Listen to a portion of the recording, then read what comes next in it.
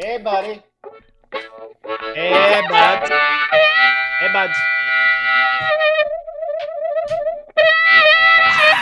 Hey, buds. Hey, buddy. Hey, bud. Good to see y'all. Nice to be back. My name is Dean. Welcome to the program. We have a big show for you today. It's in and around football. We're going to talk how sick we are, the Chiefs. We're going to get to some food issues that I had this weekend in and around football. Taylor Swift in and around football. Satan in and around football. Everything circles around football. And joining me to discuss that and much more from 957 Cruise FM, host of the Locker Room Morning Show on Cruise FM in Edmonton, Mr. Lochlin Cross. Nice to see you. Thank you. Yeah. You know what? I'm always jealous every time there's football and we chat because we chat quite a bit on the weekends. You always go into this whole description about your food and what you're making and what you're eating. And I'm like, oh my God, I'm so jealous. Because you got boys in the house, right? 3. Yeah. And it's football Sundays, depending on who's playing. You make it an event. Of course, dude. You have to do that in the winter. There's nothing else to do. Yeah. So jealous. What'd you have yesterday? What didn't I have? That's the question, because I took a poop today that looked like a gummy bear in the shape of a colon. Might have been the 2 bags of nibs I had. I ate like an asshole this weekend. Just an asshole. It was like football's on. How do you do that? How many times? How often do you do that? Not often, because I took real serious interest in my health this year. Yeah. So, I cut down on foods. I'm like, moderate. Don't eat after 6. Don't eat before 11. The intermittent fasting, which works, by the way. Totally works. So I was really happy. I lost like 70, 80 pounds in the last couple of years. I don't believe in it. What? Intermittent fasting? Well, you've never done it. So how do you believe in it or not? Because I don't believe in it. Exactly. Well, thank you. I'm glad we got there. Thank you. You know what? I wouldn't have it any other way. Also, you can't drink something you've never if you're tried. intermittent fasting. You can't drink. I've been told that by many people. Fuck that. Just do intermittent drinking. Don't drink it before 11 o'clock in the morning or after 6 o'clock at night. You can be as hammered as you want. Well, I have friends that do a little portion of that where they drink so much and they don't want to kill the buzz, so they don't consume food.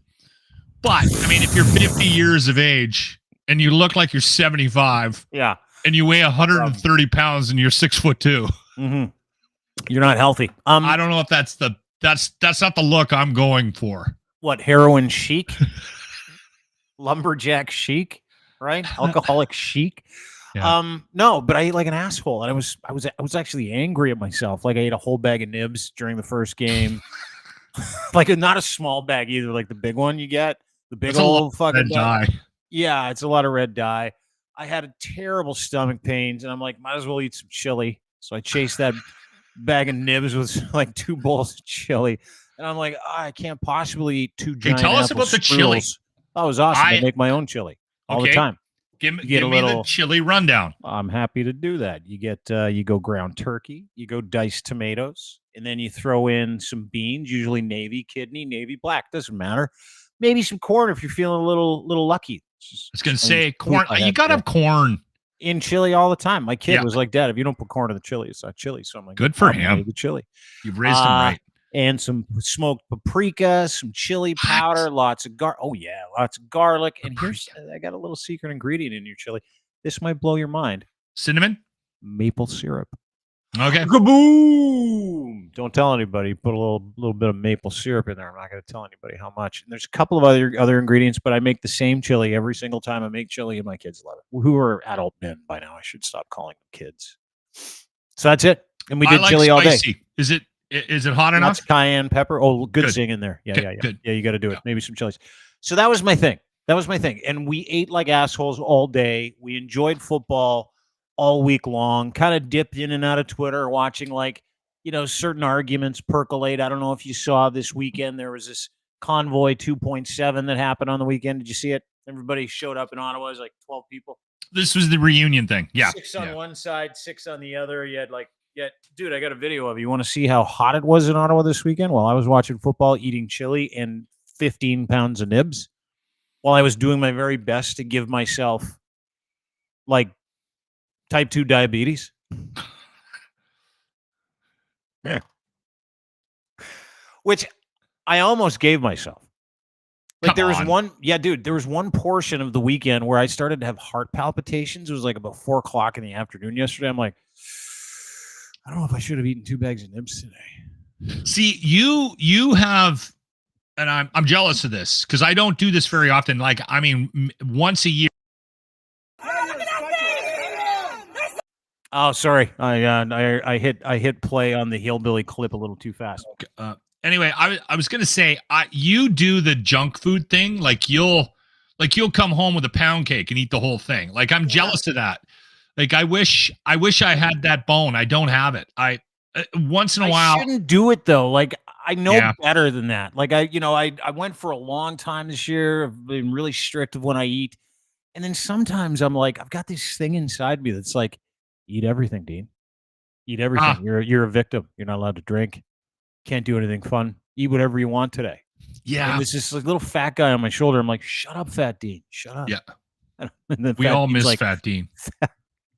We all miss Fat Dean's like, do it. Do it. Go for 7 slices of pizza. Do it. And Skinny Dean looks at Fat Dean and he's like, Fat Dean, leave me alone. I feel really good about myself. I got lots of confidence. And then Fat Dean looks at Skinny Dean and he's like, you're nothing. You're nothing. Have another bag of nibs, fat fuck. That's seriously what Fat Dean says to Skinny Dean all the time. All the time. For me, it isn't. I won't have a tear with junk food. Well, I shouldn't say that. Once in a blue moon, like I'll sit down and eat a tray of cinnamon. Loose meat sandwiches. Well, that doesn't count. That's good for you. That's protein.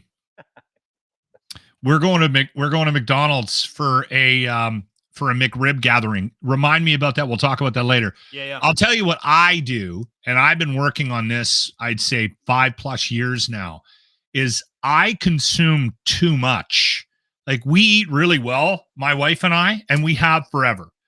And we're not on any diets. Hey, listen, you don't need to shame me. You don't need to control. shame me. You don't need to bring out how well you eat and all the yoga. I do eat really well. I know. I have lots of bad habits. We eat well. But if I like something, like today, I had to be out of the house because the wife had to do an interview and she didn't even want me in the house. So she sent me out. So I went to the mall. It's when you know your wife really trusts you, is when she's doing an interview in the house and she's like, I love you, but you cannot be within 20 feet of this home. Well, because interview. I have random outbursts of anger and I'll play with the dog and the dog will start barking loudly. Like there's a certain amount of chaos that comes with living with Locke. So she did the right thing. She sent me away to the mall. So I went to the food court and I had a bucket of pad thai, like a plate, and I sat down and I started eating and I was like, oh, this is too much food. Yeah. But then I just forgot that I told myself that this was too much food and I ate everything when I'm licking the plate in the food court to get every food court ounce Thai of pad food thai. is so fucking good too. Like I don't think people realize Thai Express. You go to Thai Express in the food court. Yes, Thai Express. And you put that hot sauce. Yeah, but they give it to you in a little thing, and I always get extra peanuts. And like you, I'm like, there's no way I could eat this. It weighs a metric ton. You're carrying it in that little thing, and you're like, fuck, why does this weigh 12 pounds? It's so small. There's more. There's more on that plate than is allowed in my stomach. But I did it, and now I feel like for 3 hours, I feel like a bag of poo. Right? Like dude, that's how I felt yesterday all day. And then this morning, some disconcerting things in the bathroom. I was like, I should not eat 2 bags of nibs in one sitting ever again. Nibs is a bad idea. Like, I don't know why you would go nibs. Nothing good in there because I love them so much and I'm so weak. You love nibs? I love nibs. I love nibs. Yeah, dude. Nibs. Give me some nibs. Give me some Twiglets.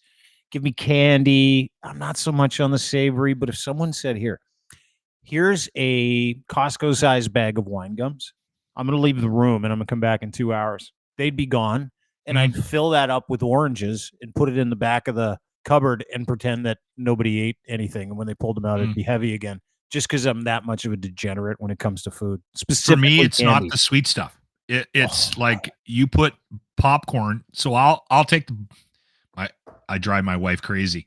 I'll take that popcorn. Okay. Yeah. The microwave one with all the chemicals in it. Pop it up. Then I'll take a chunk of butter, like an obscene amount of butter, melt it in the microwave, put that over it. Do you like soggy popcorn? And then I go to the cupboard and I get the High's seasoning. Yeah.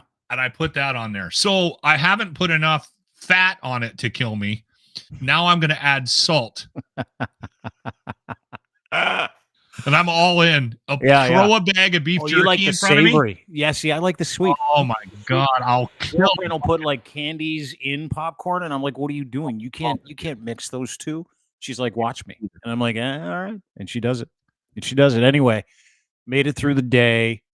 Really enjoyed the football. On top of eating until I had a seizure. It was a good game. Both games were good. Both games were great. Pulling for Detroit, they lose in like horrific fashion. Feel so sorry for Dan Campbell. The entire city shouldn't have gone for it on 4th down. But whatever, doesn't matter. Everybody's going to be screaming about it today. So San Fran is through. Huge come from behind win, 27 unanswered points. So San Fran, Kansas City, who outlasted the Ravens, made the Ravens look like losers. The Sweeps. Yeah, dude, I'm so tired. I'm like New England Patriots tired of the Kansas City Chiefs at this point. You know what I mean? I'm a little torn because we are watching something right now, Dean. This kid, that Patrick Mahomes he's pretty good. He's a bit of a bitch. He's undeniable. Man, is he good? Like, is he a bit of a total bitch? Yeah. Really? Okay, I go back and you remember a couple weeks ago they lost. Like it was leading up to the playoffs. They lost to the Bills, and I think Tony was offside. They lose to the Bills. Patrick Mahomes just gives it to the refs. Clearly, Tony's offside. Clearly, he's the reason why they lost the game at the end of the game. And he bitched and moaned and whined and complained like Tom Brady. And I was like, oh, please don't tell me he's one of those guys that doesn't know how to lose. Anyway, a lot of sports guys are like that, though, right? Yeah, like they're wired like that. You know what? What kind of ruined it for me, and I don't want this to sound misogynist because I'm not that way. But when I saw an interview with his wife, I was like, oof. Yeah. Stop. Yeah, talking. she's a lot. Brittany? Yeah. She's too much. Yeah. And then his brother Jackson, who like does those weird TikTok show too. Dude, he got arrested for sexually assaulting a woman this year at a restaurant. Oh, he walks around like, his brother Jackson Mahomes walks around Kansas City like he's the guy, right? And he goes into restaurants and he throws his brother's money down, throws his brother's name down. As long as he's got Mahomes on the back of his jersey or on his credit card, he's cool. And so he's been running around like making out with women against their will, and he got popped for it last year. So good. Yeah. Anyway, like I said, he is fun to watch. Yeah. I wish again, it's part of that. Don't get to know your heroes. We've had this conversation multiple times, but totally. Unfortunately, there's too many of these guys, and that's the thing. It's a good reminder, though. It's a healthy reminder. These are just normal people with normal flaws. They're just really athletic and good at doing that one sport. Like and really that's all good. they did. Like so Patrick Mahomes really has been in the league for like 6 years. This is his 4th trip to the Super Bowl. He's won twice. This is insane, Dean. How old is he? He's like 25 or something like that? He's 26 now. Yeah, 27. 26. Yeah. This is his 6th. Yeah. This is his 6th year in the league. His 4th trip to the Super Bowl, and he's won 2, right? Mm-hmm. The only Super Bowl he lost, insane. if you remember, was Tampa Bay and Tom Brady, if you remember that correctly. Hey, the Lions just lost. They haven't been in a playoff game at home since what, 1958 or something like that? 57. So you get a sense of where he stands. They hadn't been to a conference final since 57, since prior to the AFL-NFL merger. Yeah. So, like Jared Goff, he had a chance to go back to the Super Bowl. Dude blew it. Well, yeah, he didn't really play well. You get him out of the pocket and he sucks. Patrick Mahomes has been to the Super Bowl 4 out of his 6 years in the NFL. That's why I'm torn. Have players that they'll say, listen, I'll sign for the league minimum. Just give me a chance to sign with a team that has a chance to get to the Super Bowl. This dude just keeps going back. Boom, boom, boom. And doing it in the most unlikely ways. Like if you look at Patrick Mahomes this year to get to the Super Bowl, with this team, he had to go through a -50 game in Kansas City. Yeah. Then they had to roll into Buffalo and beat Buffalo in Buffalo. Then they had to roll into Baltimore and beat Baltimore. And they did it all. So give credit where credit's due. But no one's talking about any of those things today, which is fascinating. You know why? Because Taylor Swift. It's insane to me. All Taylor Swift. Are you annoyed by her yet? No, not at all. Okay. I think it's awesome for the league. Dude, we put up a story today, and I want to draw your attention to this. So for every fragile male ego... I'm hearing a lot of negative. Well, I might be one of those the negative fragile assholes are male- louder than the positive assholes. That's why. I think people are annoyed. I think people who are in football are annoyed by it. By what? Tony Roma, he looks like he's annoyed. Oh, of course he is. During the games. Yeah, he keeps mocking him. He's like, that's his wife in the court. I mean, girlfriend, Mr. Swift. He Didn't kept they calling catch him Travis on camera Kelce going, Mr. Swift. Melding, please go away. I think that happened during last Tony's week. mad. Tony's just mad because like he didn't get a chance because he dated Jessica Simpson before she went nuts. If you remember that, and it was like back in the day when She Tony did Romo was go a off player. the rails, right? Yeah, she went crazy. So she was like Tony Romo's girlfriend for like, I don't know, a couple of quarters of football. She shows up to the game and Terrell Owens started crying after the game because they lost. Someone was like, you think Jessica Simpson was a distraction? This is Jessica Simpson who just sold plus size clothes for a long time. I'm like, fuck, whatever. Do you think Jessica Simpson was like a distraction for Tony? And he's like, that's my quarterback. If you remember that, he started crying. He goes, that's my quarterback. I didn't know that was over Jessica Simpson. That was over Jessica Simpson all the time. It was so anyway, Tony's mad because Jessica Simpson is no Taylor Swift. Like Taylor Swift is the biggest star in the fucking world, dude. The world. I she like her. eclipses Michael Jackson is like at a zenith. That's how huge this person. I like her. I don't get the level of fame with what she does. Well, it doesn't add up for me. There's a conspiracy afoot today too. Okay. So not only we'll get to the fragile male ego of people who said, I couldn't enjoy the Super Bowl because I couldn't enjoy championship weekend because Taylor Swift was on my TV nonstop. I'll address that in just a second with some science. Everybody will be happy, and then you can mock all those wieners. She's on the TV all the time. Every time I turn the TV on, they got the camera on her. No, she's not. Well, I'll show you how much she was on TV this weekend, and you're going to have to eat it. So they're showing her more than they are the game. No. Yeah, they are. Totally are. It's annoying. All right. Okay. Let's just address that and then we'll move on to the other conspiracy stuff around because this is awesome. The whole Super Bowl thing is awesome. Two things. The NFL fucking loves Taylor Swift. Do you want to know why? Let me show you something here. This is from Crier Media today. Just went up. Chiefs by $1 billion. The NFL reportedly generate $332 million in revenue because of Taylor Swift this weekend. How does that translate into dollars? Well, that is the dollars, right? 332 million of them. Ticket sales, viewership, sponsorship, money, all the stuff that comes in. It's the overage of a non-Taylor Swift playoff game to a Taylor Swift playoff game. It's $332 million. That's fucking unbelievable. So there's that. She's really important in the NFL. So, of course, everybody's talking about I guess she's bringing a younger audience to the game as well. Well, hang on. She's talking about it being rigged, right? Like everybody's like, the NFL, the only thing they care, which is true, the only thing they care about is ratings. The only thing they care about is money.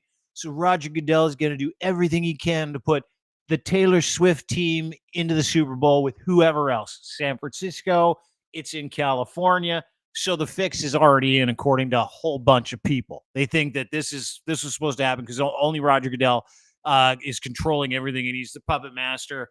But there's a deeper conspiracy theory. That's not even the conspiracy theory. Do you know what the conspiracy theory is today? You're going to love it. I have no idea now, but it's Taylor Swift related.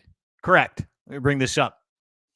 Vivek Ramaswamy, presidential hopeful, claims Super Bowl will be rigged for the Chiefs to set the stage for Taylor Swift's Biden endorsement announcement. Is that happening? That's happening during the game? No. She might not even be at the Super Bowl. No, she's apparently flying back from a show in Japan for it or something like that. Tokyo, yeah. But you know what? No, hang I'm on. embarrassed that I know that. I know. You told me that today, I think. Let me finish. So I'm going to recap. There's a section of NFL by the way, I think she's been great for the league. It's never a bad thing to look at Taylor Swift on the television. I'll tell you how long she was on your television this weekend for. The whole game. You don't need to tell me. Yeah, right. Okay. All I saw. So, okay. So anyway, here's the thing. Here's the thing. Is there are conspiracy theories that are like, hey, this is just about the game being rigged so the NFL could make the most money, and they just wanted to put Taylor Swift's boyfriend in the Super Bowl. Yeah. That's a mainstream argument, right? Like, not that the 51 other players, all the referees, judges, linesmen, professionals that run these games are like, what? No. That's the mainstream conspiracy.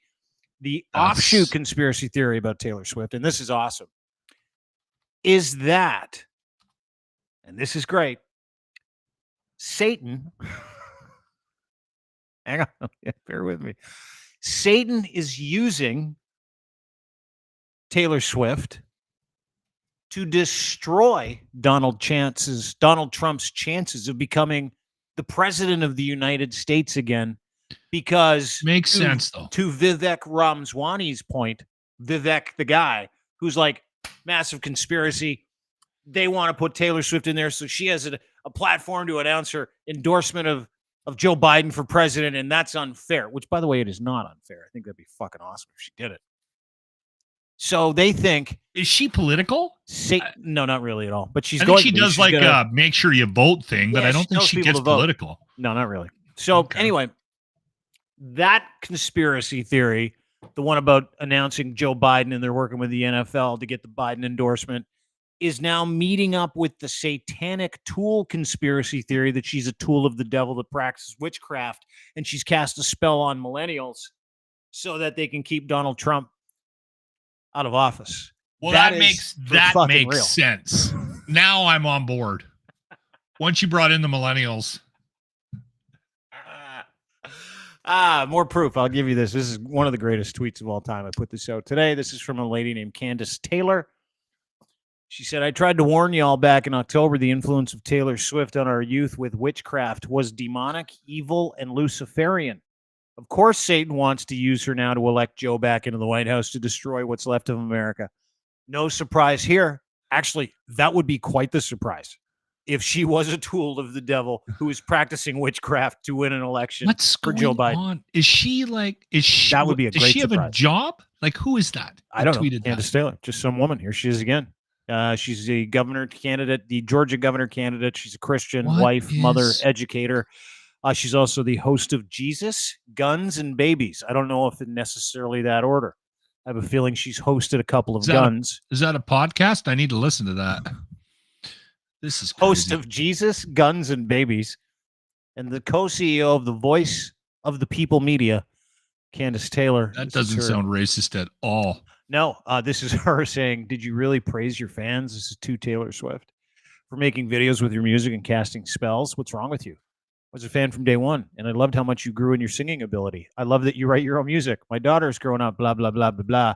Yeah, she's one of those. She's one of those crazy religious people. But dude, and so now what's going on? Now the political machinery of the GOP is pushing back against Taylor Swift because they're buying into this, and they're all forwarding this information because, and this is the truth, dude.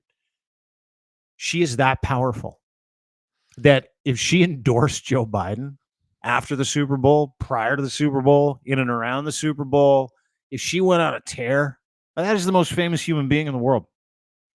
In the world, without question. The most loved human being in the world, probably. Like, I don't think Jesus is that loved because there's a whole portion of people that can't stand him, like Muslims.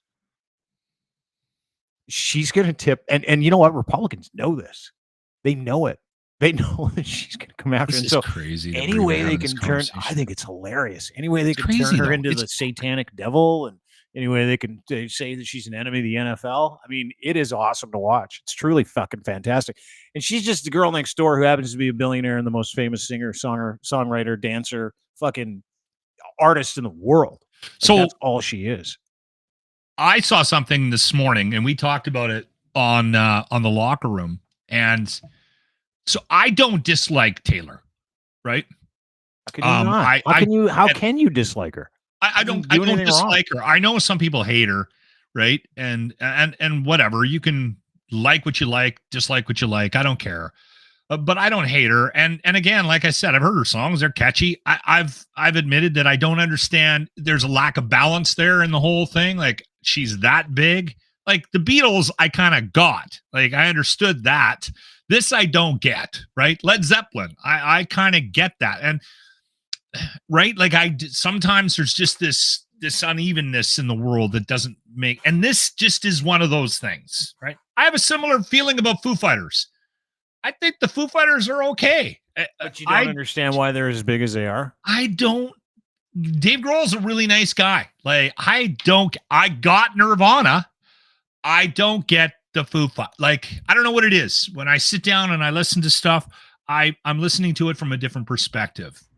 When I've mentioned that on this podcast, I've literally had people write me page-long messages on Twitter and Facebook trying to get me to understand Taylor Swift. Like, the Swifters. What do you mean trying to get you to understand Swifties, not Swiffers? That's a vacuum. Yeah. The Swifters? Swifties. So anyway, I will say this. I think that the girl next door, the nice thing. Yeah. I do, and I'm not saying this to disparage the woman.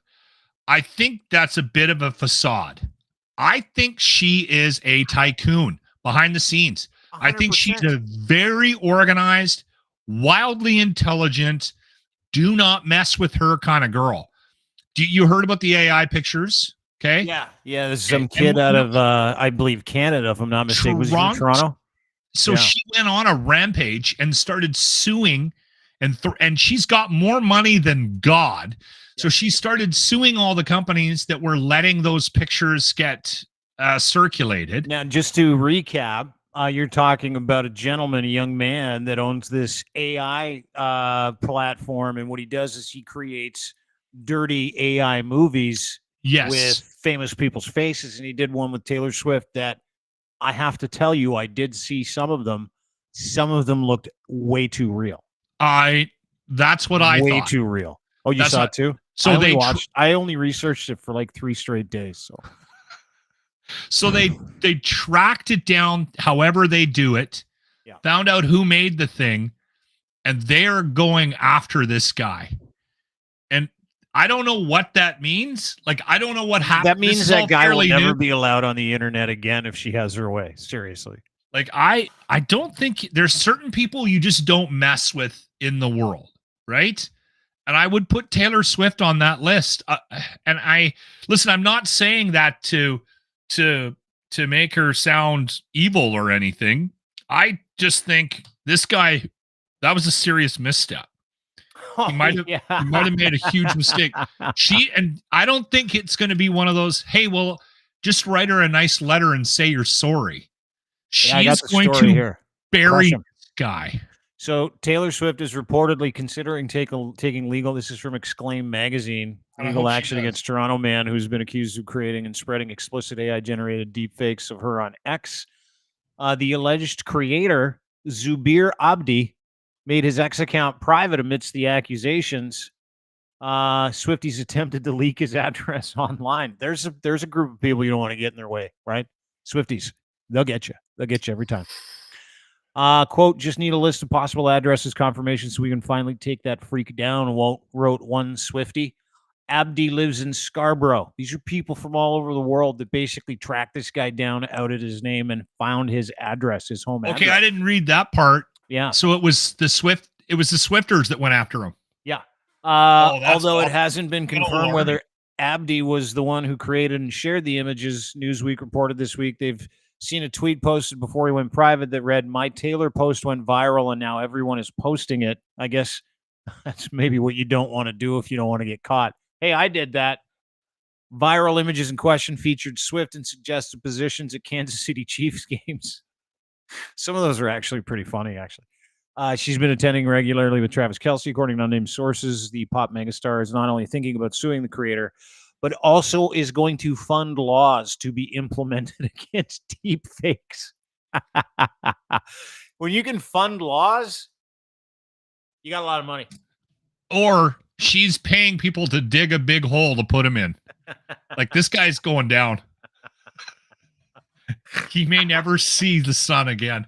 I'm almost more afraid of Swifties than I am of, like, trolls and bots, Russian trolls and bots. Like, I legitimately think that Swifties and Taylor Swift and the movement of Taylor Swift is like, and listen, do I like her music? A little bit. Do I respect what she's done? Totally. Dude, I love great resentment theater. Everybody knows I love a little Schadenfreude, right? Here's a great story about Taylor Swift. This woman had this Justin Bieber's old manager, Scooter Braun, bought her old back catalog, basically stole it from her. And she was mortified. It's a few years ago. So she's like, So she re-recorded every single album from front to back, every single song, and changed just enough of it that they became original compositions again. That's what I'm saying. There is more than a couple of examples of why you do not mess with this woman. Fuck with this woman. She re-releases every single one every few months, and it is number one, and she makes a couple $100 million, and that other catalog is worth less and less and less and less. And less. So that guy's out $300 million, and she's sitting on, I don't know, $4 billion that she's made. Just he got on the wrong side of her, and she creatively sunk him. Totally. And keep in mind, this is the same woman. She's not like, her resentment comes out in her production. This is one of the reasons why I respect Taylor Swift and really like Taylor Swift. She sued a guy that grabbed her ass. Remember this? I don't remember this. He's strangely a radio guy in Colorado at one of those like I do remember this. So he reaches over and grabs her ass in a meet and greet. Yeah, she accuses him of doing it. He sues her for accusing him. She sues him back. He sues her for millions, right? Because he just wants money. She sued him for $1 and won. It was like, fuck you. I'm going to make you look like a greedy prick, and I'm going to prove that you did what you did. And he's lost his job, and he's no longer working, and he'll never work again. I think he had to register as a sex offender, if I'm not mistaken. I could be wrong about that, but I think that's awesome. I don't fuck with Taylor Swift, everybody. Just keep it on the down low. And radio people are morons. Yeah. How long was Taylor Swift on your television, do you think, on the weekend? Okay, how long's a game? 3 hours, 9 minutes. An hour and 20 minutes. Okay. This is from CBS this weekend. Game time was 3 hours and 9 minutes. Taylor Swift was shown 7 times. Duration was 44 seconds. Out of the 3 hours, 9 minutes, she was on television for 0.39% of your broadcast. So I was a little off. Yeah, not much. Yeah. Other notable TV moments from this weekend: people making, serving, and eating crab cakes, 27 seconds. Dolphin, sharks, jellyfish in a local aquarium on behalf of the teams, 24 seconds. Brittany Mahomes was on for 10. John Harbaugh, his brother Jim Harbaugh, was on for 5, and Ravens coach John Harbaugh on for 4 seconds. There you go. That the source is, quote, me with a stopwatch, but that has since been confirmed. She was on your television for 0.39% of this weekend's broadcast, approximately 44 I have a tough time judging time. Every time we have a staff meeting. Dude, just say you're wrong. Just say you ginned it up. Don't say you have a hard time telling time. I do. I have a weird concept of time. It escapes me. Every time we have a staff meeting, my co-host Grant, every time I start talking, he's got a stopwatch and he times it just to see how much of the meeting that. So he marks like the start time of he'll write it down, and then he does a percentage of how long I've talked during our meeting. And then he gives me a little 40% range, right? You're probably in the 30% range. There was one meeting that was, I think, like 33 minutes long, and I talked for like 24 minutes of it. There you are, pissy about Taylor Swift on your broadcast for 44 seconds. Eh? The old monopoly. Yeah, and wow. Then Jimmy will sit in the corner and go, Grant's timing you. I'm like, anyway, I'm excited for the Super Bowl. It's in 2 weeks. It's going to be in Vegas. Vegas, you got 58. San Fran. February 11th. You've got Kansas City. You've got Taylor Swift. Everybody will be there. The greatest show on earth. And maybe Satan makes an appearance and he endorses when Taylor Swift endorses Joe Biden. That would be a lot of fun to see too. It is a little scary though that we live in a world where somebody legitimately believes that Taylor Swift was put on this planet by Satan in order to reelect Joe Biden. A lot of people believe that. That's crazy. Same QAnon people. You know who believes that? All the Joe Rogan people believe that this morning. The Rogan crew, the Roganites, the Roganettes, which, by the way, cannot listen to an episode of Joe Rogan anymore. It's like he's lost his fucking mind. You know what it is? Okay. You know what it is? I'll tell you what it is. I think you and I talk about it from time to time. Like, fuck, is he the only guy that podcasts that hasn't moved on from fucking COVID? Seriously. Is he like, is he the only dude who keeps having to go back to the fucking COVID vaccine bullshit? Well, like, is he, it's like, it's almost like, because it's true, guys like him, JBP, conservatives, GOP, it's almost like they have nothing else because they don't. And they can, but they keep beating this fucking drum. Like, I'm through it, dude.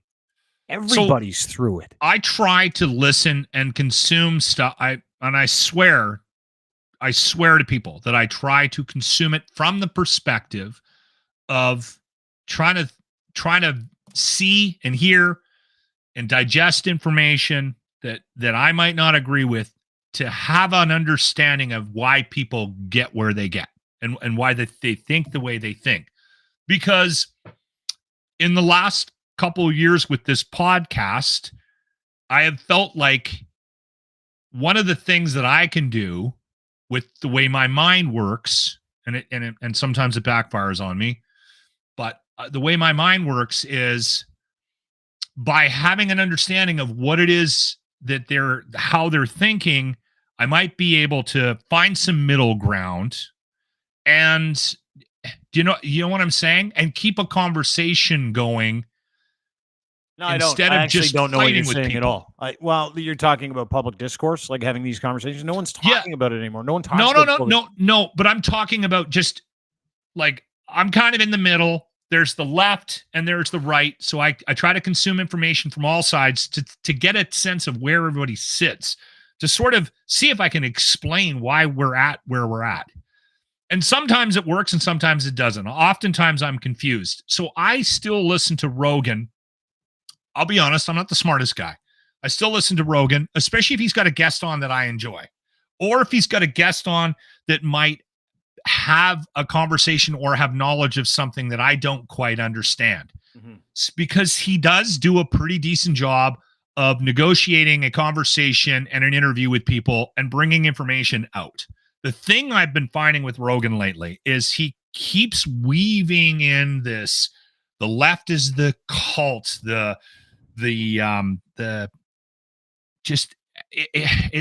it's woke shit. Is he going after woke shit? Yes, too? The overly woke. He just can't let it go. And can I ask you a question?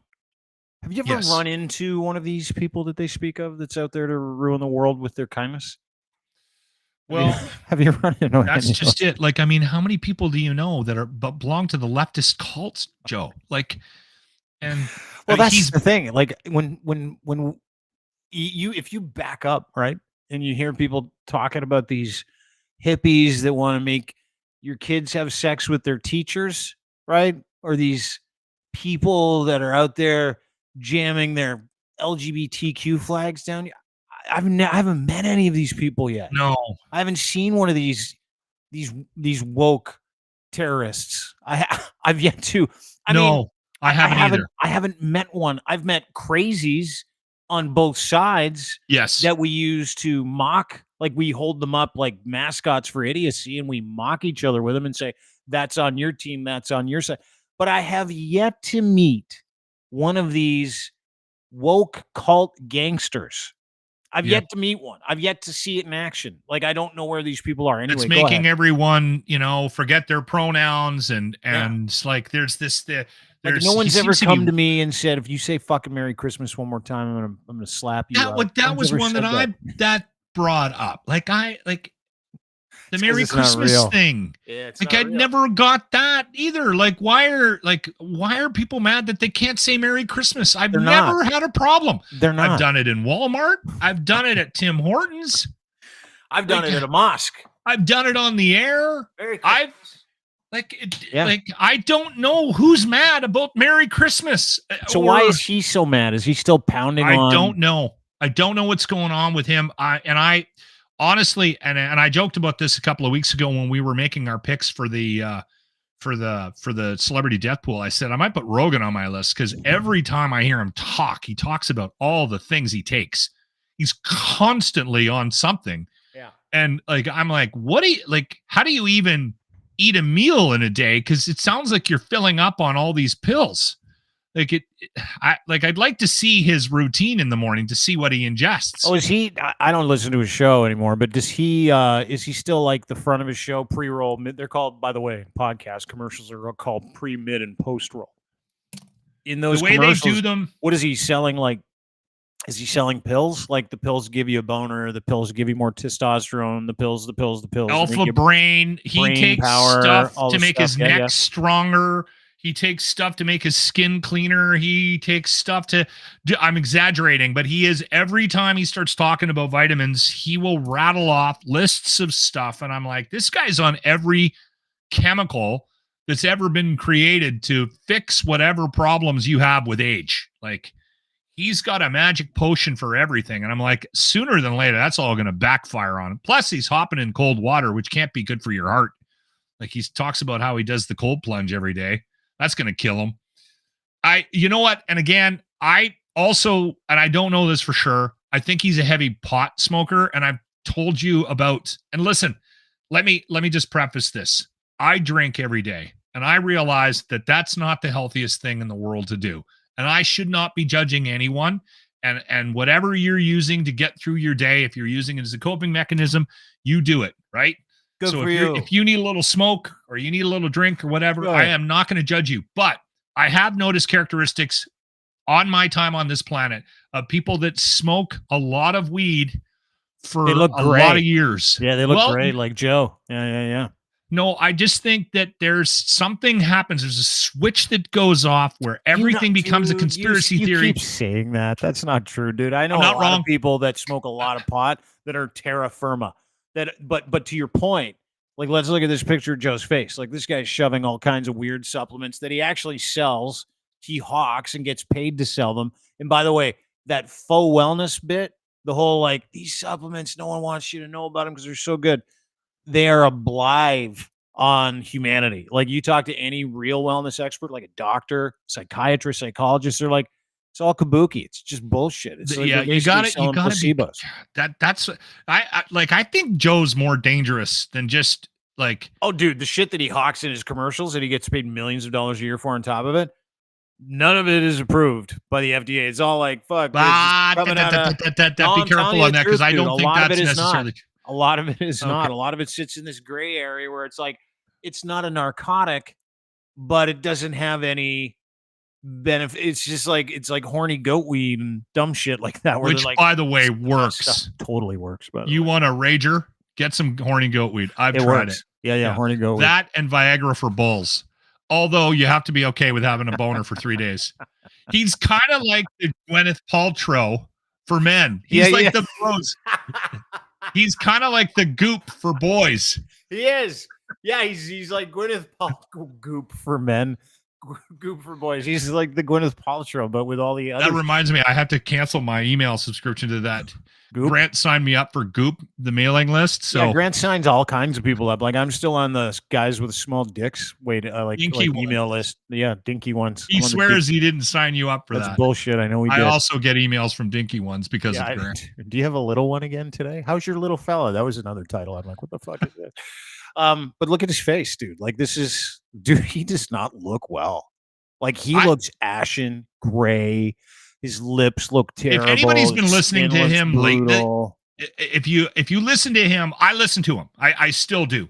And I've just noticed a real trend in the last, I'd say 6 months. He's just not letting go of stuff. He's always trying to weave the conversation, no matter who he had. He had who's the Asian comic? Bobby Lee. He's hilarious. He had Bobby Lee on, and they spent like 30 minutes talking about COVID and California and utilitarian governments and Joe Biden's an idiot and Trump's being framed. I'm like, this is not the Bobby Lee podcast. Did he say Trump's being framed? He alludes to it that this is all a conspiracy behind the scenes. Yes. He dips his toes into those waters too. He thinks that he's being that all this is a setup to make sure we keep him out of running for office. Or industrial complex. Or industrial political. Yeah. Or he committed 91 different indictable offenses that we all watched and have proof of. There's that. Hold on. Let's not get crazy. He could be innocent. The problem is, and this is why I get so frustrated by these conversations, because I think a lot of times we end up the crazies get a hold of this stuff, and then they make it unattainable to have a conversation about it, right? And this happens on both sides. The left and the right do it. And then all of a sudden, like, there are moments where I agree with Joe, but he's going so far down the wormhole. You just like, I can't go that far down, Joe. Yeah. Maybe you do have a couple of good points here, right? Like, should they, like I've said it before, I think they mishandled COVID and the pandemic. The governments, they make mistakes. They do. But when you say that out loud, all of a sudden you get thrown into a camp. And the next thing you know, people are asking you if you're on your way to celebrate the reunion of the convoy. No, I just think it could have been handled better, right? We all do. And that's a common sense approach. Like this weekend, speaking of the convoy, speaking of the dregs, speaking of people that need COVID. Like there's a certain group of people that are like, I need this in my life. Otherwise I have no identity. They had the convoy reunion this weekend in Ottawa. Apparently there's one in February too. I didn't know that. Last weekend was the start of the convoy, 2-year anniversary of it. They had a Coots one in Alberta. The Coots blockade. Which is, let's celebrate that. Yeah. All you did is stop trade to Alberta. For like idiots. a month. Yeah.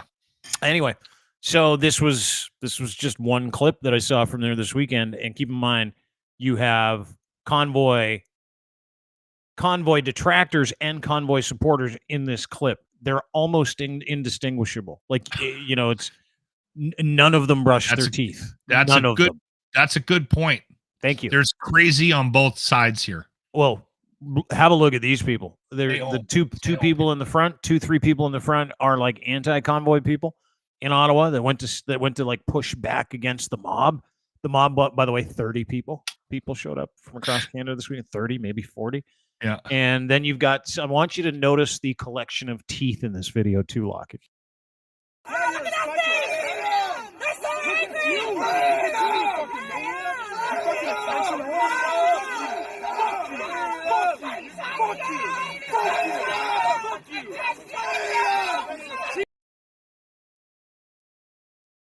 There is a connection to a lack of dental care, and there is. That's an interesting observation. Let's play this one more time. Pay special attention to the teeth.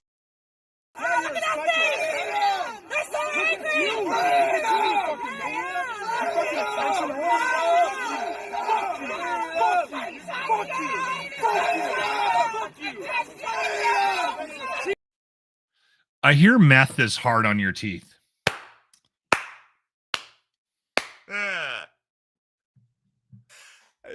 You're indistinguishable. The left, the right, just the crazies. You know what it's like? You know when you go to the bathroom, you got to go boom, boom, do number 2, right? And you're like, I don't feel good. And you go to the bathroom, and it's a lot. Like, it's a ton. And afterwards, you're like, I feel better, but I feel kind of sick. You ever have one of those where you go to the bathroom after, you're like, I feel nauseous a little bit. I need to go lay down. And I have had poos where it felt like I'd just been for a run. Yeah. I got to lay down. I don't feel good. That was bad for me somehow. I need to eat more roughage. And then you go lay down for a bit and you wake up, you have a little nap, you wake up, you feel a little bit better. You're like, oh, okay. Feel better. I had terrible bowel movement earlier, and you go back into the bathroom and there's like remnants of what you did before that did not get all the way down the toilet. Like they didn't make it all the way down the hole. They didn't completely flush with the rest of that disgusting bowel movement. Yeah. That's this video.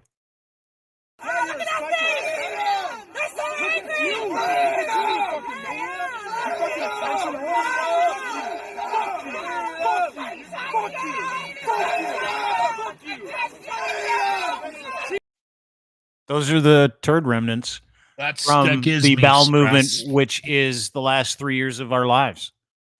Those are just the turd remnants. It's all that's left, right?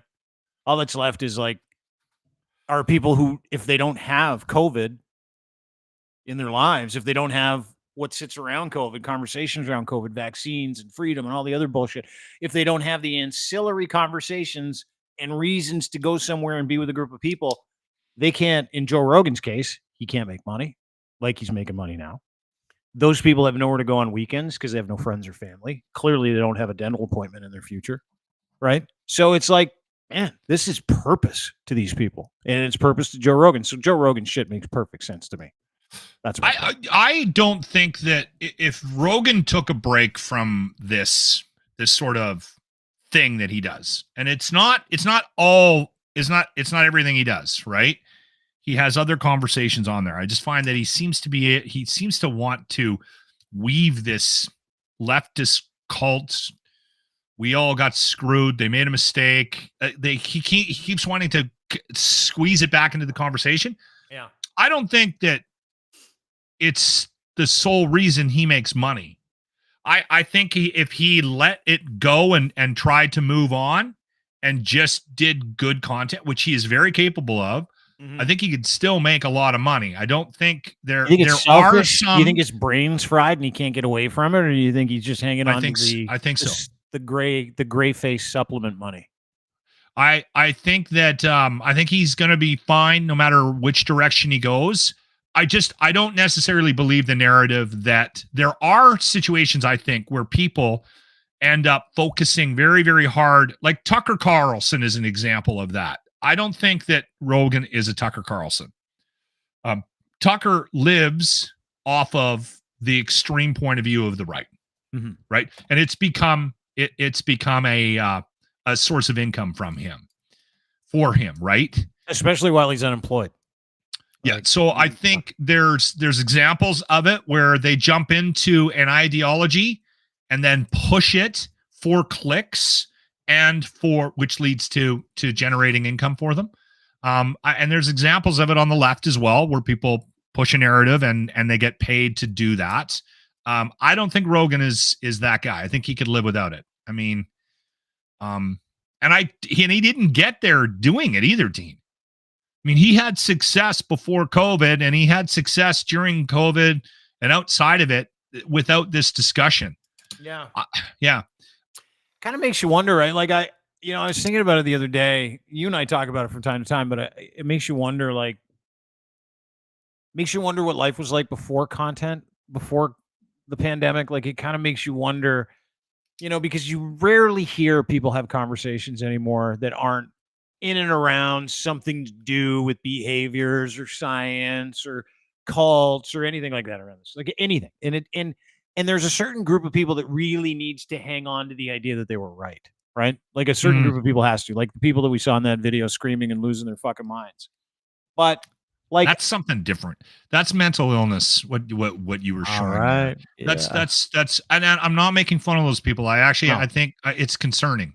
I think that's like I said, I think that might be math. Those people live a hard life and they're downtrodden for a number of reasons and they found a community, right? Yeah, that's what it's the older you get, it's harder to make friends. There are a lot of old people with a lack of teeth there. So, I mean, it's a double whammy. There's a lot of people that aren't that old that look like they may be a lot older than they are in that group too. Yeah, absolutely. So that's different.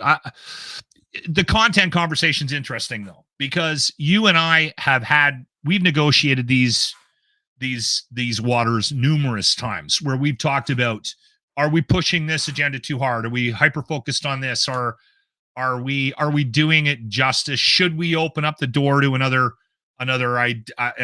ideology? Should we bring somebody on from the convoy? Should we bring somebody on that believes that we should separate Alberta from the rest of we have these conversations all the time. And at the end of the day, it's getting harder and harder to bring those alternative opinions into any arena of discussion, like a podcast, because people are so protective of what their belief structure is. Like I said, you went on Twitter and said, anybody who went to the Tucker Carlson thing in Alberta, please come on the podcast. Yep. Not one. No one would and I'll be honest, I wouldn't trust you either. But then I did it on my own and I did it with some people that I know that went, and I was like, come on. And they were like, no. And I'm like, you don't trust me to have a reasonable conversation? And I know that you would be very reasonable as well. You would treat them with respect and try to ask them questions to get a sense of why the hell they might go to that thing, right? Legitimately. Like, why would you go to that? Mm-hmm. Are you worried? Like, what was actionable at the end of that? Was there some sort of a plan? Or did it just make you feel good because there was other people in the room that agreed with you? Like that was kind of my thought on it. Even if I agreed with that whole thing, what's the plan? What do you guys do? Why is Tucker here? Is he going to make some sort of significant change to the way we live our lives here in Canada?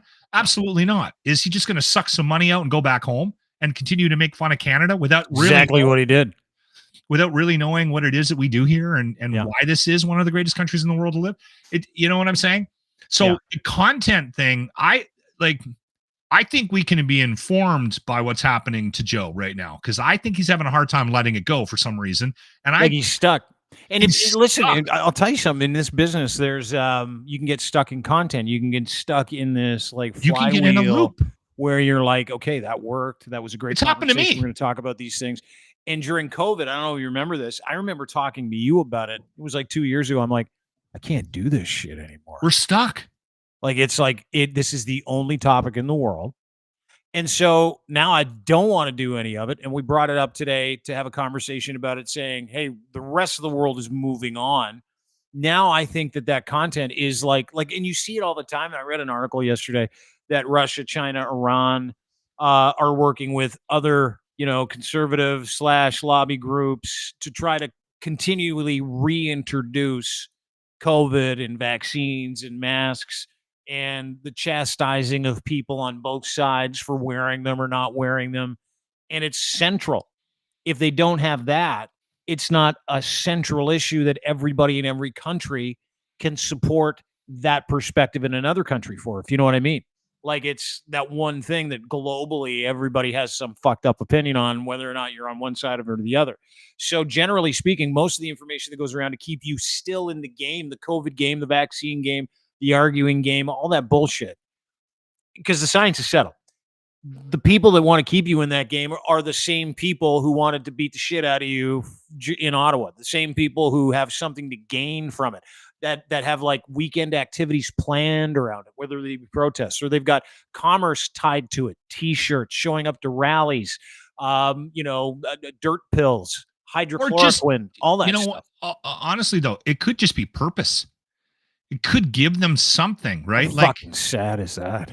That is sad. It is sad. The thing is, I think the one thing that I'm upset about is our lack of ability to recognize when we're being manipulated. And we are all, to a certain extent, being manipulated by the information that we consume. And unfortunately, both sides think that the other side has its head up its ass.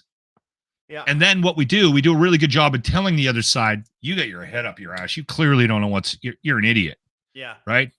I'm the one that knows the real truth. Wait till you find out. Wait till you find out. Wait till you see. And the irony of it is it's happening. Both sides they're doing it. Everyone's doing it. And then it's just keeping us apart and not communicating properly. And it's not getting if Taylor better. Swift is so tough, I don't know why she didn't fix this problem too. Well, should have had her advocate for vaccines or not. Would have solved the whole problem. I think she did, didn't she, at one point?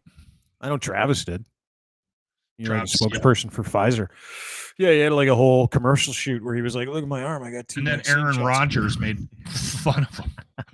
And then Aaron Rodgers promptly got absolutely destroyed. Yeah. Anyway, get out of the conversation. Anyway. No one's talking about COVID anymore. Well, nobody. Like nobody. Yes. Nobody. Like how many Christmas parties you go to? 5? Anybody talk about it? Not one. Not one. I went to one Christmas party. I don't get invited to a lot of parties. It's because you're vaccinated. Keep your circles tight, everyone. Heads up. Lachlan's got spike proteins. He can't come to the Christmas party. Probably kill your dog if I hang out with it. Thanks for doing this, dude. Great to see you. Yeah, that was a good one. I want to talk about Love on the Spectrum on Wednesday. It's my favorite new TV show. Okay, I've never watched it, so I don't know much about shit. Where is it? Is it on Netflix or something? Yeah, Netflix. Love on the Spectrum. Love on the Spectrum. You had to write that down. I won't remember as soon as we get off here. That's unreal. As soon as I crack a beer, I'll probably forget that I have to watch that. Love on the Spectrum. I don't Spectrum. like these shows. You don't like dating shows? No, I hate them all. I don't watch a lot of These reality people all TV. have autism. Everybody in the show has autism. They're on the spectrum. That's why it's called Love on the Spectrum. And there's a huge fight right now, by the way, over. Is this an American one? Because yeah. The they have like pauses they use and some of the language that they use in these shows. Like they show the beauty of relationships, people with adults with autism looking for love, lonely for like their whole life, 30 years, blah, blah, blah, blah, blah. And they're so cute. But they'll do stuff like this. Introduce a new character. Let's say David is the new character. They'll say, this is David. He's 24. He likes coloring and being in a car wash. And then there's like this silence for 3 seconds where you're like, are they mocking him? Then they move on. Then they'll introduce a new character. This is Sasha. She likes baking and feeling crunchy leaves in her hands. And then close up on her. Good things. This is all mockery. That's an afternoon for me. So I want to talk about this show next time we talk, because there's this huge fight now as to whether or not the show is about mocking people with autism or it's about, documenting the dating journey of people with autism. There are some people on that show that I would just assume would be not able-bodied enough to be on the show, where it's like, oh, how's this going to go? Like almost nonverbal, where you're like, I don't know how this is going to go. Where you're like, I'm like, because that's what I'm arguing with right now, because I love the show so much. I'm like, did I watch it because I laughed? Or did I watch it because it was endearing? I can't figure it out. I haven't heard people talk about the fact that they think they're mocking them. That's never come up. Huge. Really? Okay. All right. Yeah. Love on the Spectrum. There's a huge range, because you and I worked in this world. We were camp counselors. Like, but you and I oddly have that in common. Yeah. I worked at the Clay Castle in Castlegar, BC, when I was going to school. And there was one dude there, and I took him out to do lawn care. And they were fantastic. It was one of the funniest summers of my life, right? I have like 100 stories about working at the Clay Castle with these adults that were in this home, and I would get them going in the morning, and it was crazy. It was absolutely insane. I'd have a van with all the tools in it. We'd load in and we'd go. And half the time we just go to McDonald's, right? Mm-hmm. And have fast food. We didn't get a lot of work done that summer, but they loved me. And there was one that they'd let me work with, but they were so cautious about it because he had a violent streak. Yeah. And every once in a while he'd like beat the hell out of somebody, right? Because he didn't know how to control himself. But for whatever reason, he was fine around me. Right. And they were like, he really likes you. It's because they were like, I think it's because you're so animated. So he's fascinated by how loud you are. I'm like, all right, well, whatever works. He's not going to kill me, is he? Well, no, just don't turn your back to him.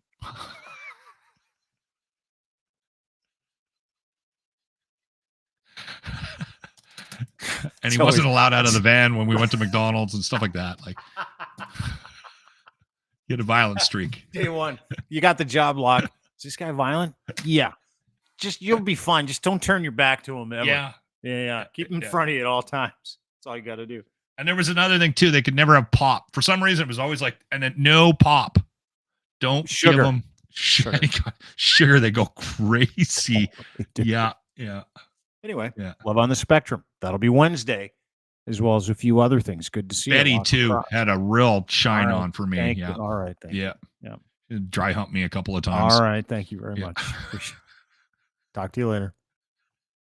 On that note, okay, I'll try to watch a show. No guarantees. All right. Talk to you. Dry humped me a couple of times. That's nice. Yeah, that's it for us. Have a great day, everybody. Appreciate you being here. Don't forget, tip your waiter. If you have one. Also brought to you by our friends at Can-Torque. Thanks, Colin, and everybody at Can-Torque for making this possible. They make rugged, hardworking torque wrenches. Go to their website, cantorque.com. Do it today. You can check out all their solutions that they have, whether it's the CT series, the battery series, the RT series. These are torque wrenches, and they are the best in the world at making torque wrenches for your bolting solution. They do it for industry, heavy industry, all over the world, from forestry to steel industry, nuclear industry. Dude, they do these boring tunnel machines. They're the only people that can make a tool hard enough to get a torque solution, a literal torque wrench, hard enough to be able to do boring machine. You know, the ones that cut tunnels? Yeah, that's what they do. And they're the best in the world at it. Proudly Canadian, out of Edmonton, Alberta, Canada. Go to cantorque.com today if you're looking for tool rentals, calibration, services, repairs, custom fabrication, or distribution opportunities. CanTorque offers you a complete range of services, products to make your one-stop destination, all your bolting needs, saving you time, effort, and hassle. Check them out today. Go to cantorque.com. Spiffy new website. You can check out all their applications. They've got a gallery, in-use, purpose, everything. And Colin's a beauty. He's on the podcast tomorrow, as a matter of fact. Also, we're brought to you by Muse Massage Spa, Body Rub Parlor. Go to musemassagespA.com for more details. Again, musemassagespA.com for more details. But it's their podcast you got to listen to. Riley, so good on her podcast. So is Emily from Muse. Check her out. Go to the Muse on the Mic podcast anywhere you get your fine podcasts, and download it. They're sexologists. They're educators. They'll teach you how to, do things. They're also advocates for sex workers and people in the sex industry, and they've got a massive network of people. So make sure you touch base with these lovely young entrepreneurs today. If you're looking to become a Muse, go to musemassagespA.com. If you're looking to download their podcast, Muse Massage Spa has one. It's called Muse on the Mic, and they've got a Patreon podcast where they get very greasy. And you can subscribe to that as well. museonthemic.com. And we're brought to you by Gitch, Canada's #1 luxury boxer briefs, pouch in the front for your stuff, engineered for any level of performance. And if you buy 3, you can get 1 free right now if you use promo code GITCH3 when you check out. They're made for every level of performance. You'll love these underwear. I swear to God, barely their fabric, super soft, moisture wicking. So it removes all the stuff that causes anything that is untoward. That's all I'm going to say. Yeah, they're sanitary. They're movable, they're breathable, and they're great for everything. Doesn't matter what you're doing. You could be running a marathon. You could be sitting on the couch. They've got a great waistband. And right now, if you want to buy 3, you can get 1 for free with promo code GITCH3. Give them 15% off at your checkout. You'll get an additional 15% off your entire purchase. Save some money. Buy some great underwear. Go to edsfineimports.com. Order his Gitch with promo code GITCH3, and you're all set, friends. That's it for us. Have a wonderful day. Thanks for being part of the show. Really appreciate it. Congratulations. So sick of the fucking Chiefs. So sick of the Chiefs. Anyway, congratulations. Chiefs, Niners. I can't bet against the Chiefs. It's not possible. So if you're looking for betting advice, I know that's why everybody come here. Don't take the Niners. Don't even take them to cover. Don't even bother. Not going to happen. Anyway, have a great day. See you tomorrow. Bye.